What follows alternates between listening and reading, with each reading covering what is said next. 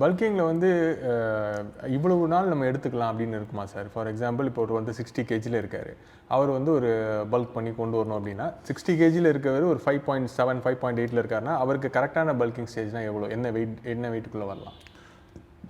5.7னா எனக்கு தெரிஞ்ச அவர் ஒரு 80 கேஜியில் மசில் பில்ட் பண்ணுறது பெரிய விஷயம். 20 கேஜிஸ் 60லேருந்து ஆமாம் பண்ணால் பயங்கர மாசிவ் பாடி பில்டிங். இது பாடி பில்டிங். ஆனால் ஒரு 5.7 இருக்கவங்க ஒரு 75 கேஜி இருந்தாங்கன்னா லீனாக இருந்தாங்கன்னா ஆஸ்தட்டிக்காக சூப்பராக இருப்பான்.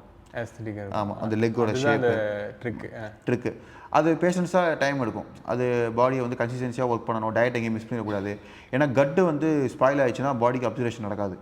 வயிறை ஸ்பாயில் பண்ணக்கூடாதுன்னா நீங்கள் ப்ராப்பராக நீங்கள் அந்த அந்த ப்ரோபயோட்டிக் கொடுக்குறது, ப்ராப்பர் ஃபைபர் ஃபுட்டு கொடுக்குறது, அதிகமான ஃபேட்டு கொடுக்காமல் அளவாக கொடுக்குறது. ஏன்னா ஸ்டொமக்குங்கிறது வந்து ஒரு இன்ஃப்ளமேஷன்ஸ் அதிகமாக ஃபேஸ் பண்ணக்கூடிய ஒரு விஷயம். அது இன்ஃப்ளமேஷன்ஸை ரெடியூஸ் பண்ணுற மாதிரி நீங்கள் டயட் எடுக்கணும். ஓகே, நீங்கள் புரிஞ்சிருப்பீங்க. பாடி வந்து இன்ஃப்ளமேஷனில் தான் இருந்துகிட்ருக்கு. இப்போ கூட இன்ஃப்ளமேஷன்லாம் இருந்துகிட்ருக்கோம். நம்ம இன்ஃப்ளமேஷனுங்கிறது வந்து நீங்கள் ஒரு ஃபுட்டு கொடுத்தாலும் அந்த ஃபுட்டு வந்து டைஜஸ்ட் ஆகிறதுக்கும் இன்ஃப்ளமேஷன்ஸ் ஆகும்.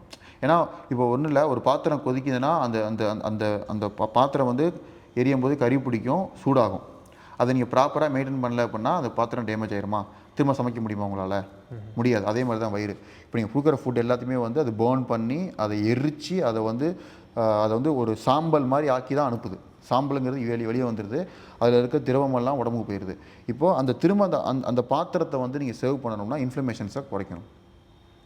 அதுக்கு தகுந்த மாதிரி ஃப்ரூட்ஸ், வெஜிடபிள்ஸ், ஃபைபர்ஸ் இதை கொடுக்கும்போது அந்த இன்ஃப்ளமேஷன்ஸ் ரெடியூஸ் ஆகி திரும்ப அந்த பாத்திரம் வந்து திரும்ப அழகாக பழைய நிலைமைக்கு வருது. திரும்ப டயட் எடுக்கிறீங்க.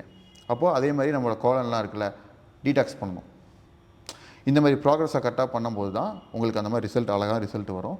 நீங்கள் சொல்கிற மாதிரி ஒரு குவாலிட்டியான ஃபிசிக் இருக்கும்.